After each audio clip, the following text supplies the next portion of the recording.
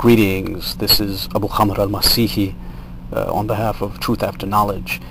Great Millstone started their so-called Passover about a week ago, and before I begin cutting into them in this video, I'd like to first say, in a spirit of goodwill, that I hope they enjoyed their festivities. Okay, having said that, the recent passing of another one of GMS's Passovers gives us another opportunity to discuss their twisted version of the Hebrew lunar calendar.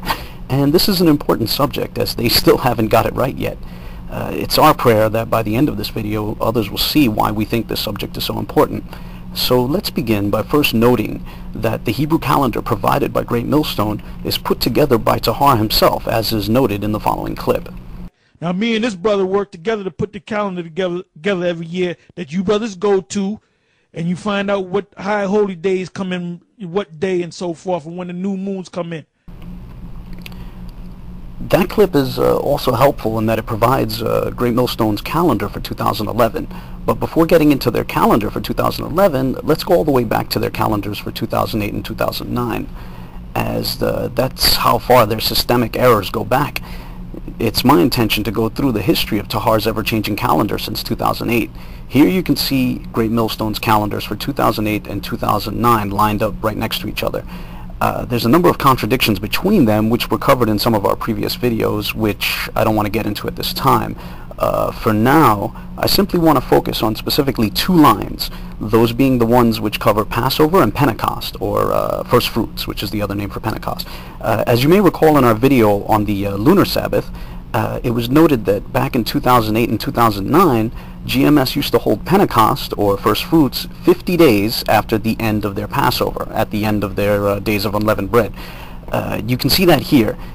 In 2008, the feast days of unleavened bread ended on February 27th, and Pentecost came in 50 days later on April 18th. So too in 2009, their days of unleavened bread ended on March 17th, and First Fruits came in 50 days later on May 7th. So keep this in mind as we go on. GMS used to have Pentecost 50 days after Passover. Now let's look at their calendar for 2010. You may notice that at the top of the screen it states the following, quote, "The Passover date has been updated," end quote. What this means is that in their original 2010 calendar, they had one date for Passover, and then they changed it. The reality is that they changed the date by bumping it up a month later than the original date. So now, looking at their calendar for 2010, let's focus on specifically the lines for Passover and First Fruits. Remember how in the previous two calendars, Great Millstone started 50 days after the last day of unleavened bread? Well, now it's slightly over 20 days after. That's because Tahar jumped the date for Passover ahead a month, but forgot to change the date for First Fruits. And thus, with the loss of nearly 30 days, we get this totally unscriptural and unjustifiable situation where First Fruits falls a mere 22 days after the end of the days of unleavened bread. Now let's switch to Tahar's 2011 calendar. That the same problem has carried over, where First Fruits falls just a little over 20 days after the end of the days of unleavened bread. But it gets even more interesting when we compare the 2010 calendar to the 2011 calendar. You can see the calendar for 2010 in blue on the top here, and the calendar for 2011 is underneath it. Now let's focus on specifically the dates for Passover. Note that the date fell back about 11 days, which is understandable when working with the lunar calendar against the solar calendar. However, now let's compare the dates of Hanukkah and Purim. Notice that those dates jumped forward about 19 days. Now, this is an utter contradiction between the two calendars, where the date for Passover is falling backwards, while the dates for Hanukkah and Purim are jumping forward, and a number of the other holidays jump forward as well. Now, the reason why this happened is because Tahar was aware of some of the contradictions in his 2010 calendar and was trying to adjust them, but he didn't get all the errors. For example, keep in mind that Passover is supposed to fall in the first month, and Hanukkah is supposed to fall in the 9th month. That means that there should be 8 new moons between Passover and Hanukkah. But if you go through the dates on the 2010 calendar, there are only 6 new moons between Passover and Hanukkah. This is because in 2009 and 2010, Tahar twice corrected the date of Passover without changing some of the other dates in the calendar. In other words, he jumped Passover ahead 2 months without ever jumping the other dates ahead those months.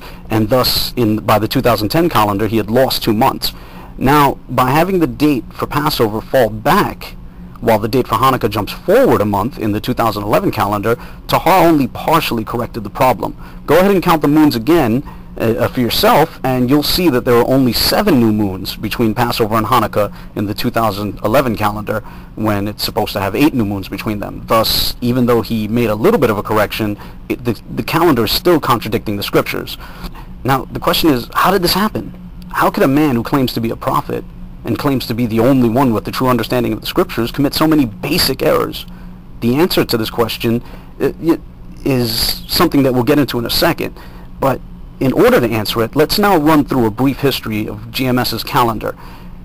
In 2008, Great Millstone started their Passover on February 20th, which struck many as bizarre. So a number of people, including people who were following them, questioned them on that. And 3 days later, on February 23rd of 2008, Tahar attempted to give a defense of that date. As you watch this clip, note in particular the part where Tahar says that it's possible for the calendar to slide back continuously for 10 years straight. And keep that in mind. A lot of brothers had problems with the fact that we said that the Passover was held a couple of days ago.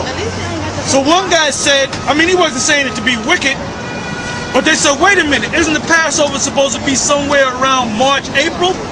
Now, how many days is in a year according to the Gregorian calendar? 365. Now, the Hebrew calendar is supposed to have how many days in a year? It's supposed to have about 360. It works out to about 360, not exactly 360. Right, 354. All right. So really, a year is supposed to be no more than what? To round it off, 360 days. So what they're doing is they're adding 5 more days. So really, it's supposed to go up 5 or 6 days, 5 days. Because if you add 5 more days, they're gonna go up. So really, you got to do. Wait a minute, you got to count 5 days back. So now, what if that happens for 10 years? That's 50 days you got to go backwards.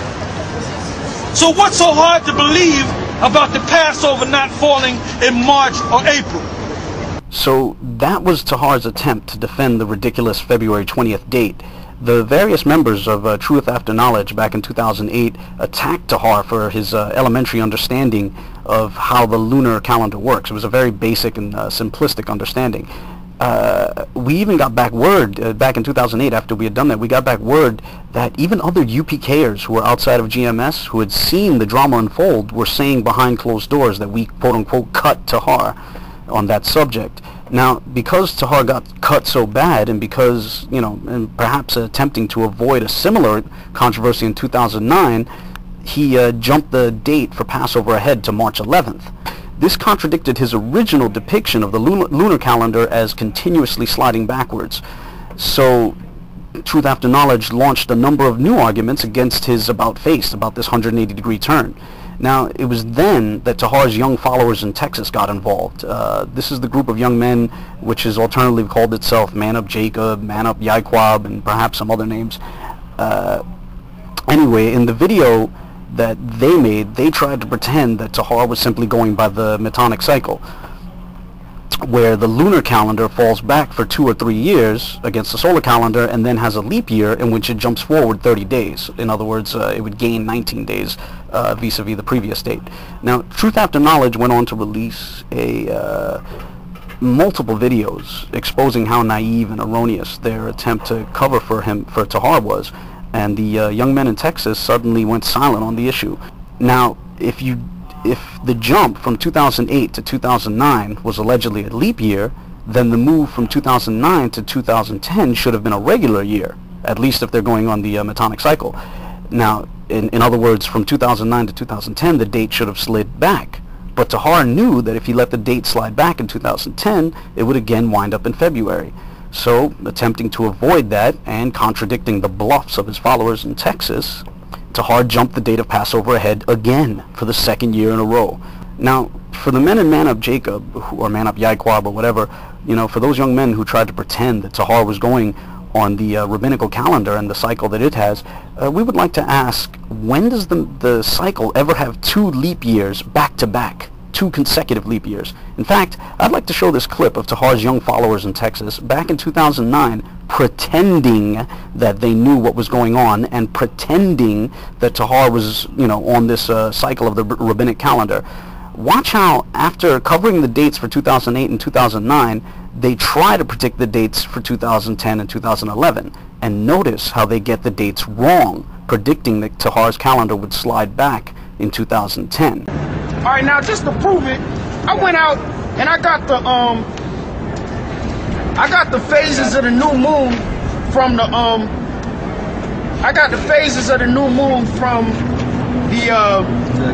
Navy. All right. U.S. Naval. Come here and see if we get a shot. Oceanography. All right. Now, this was the new moon leading into spring last year. All right.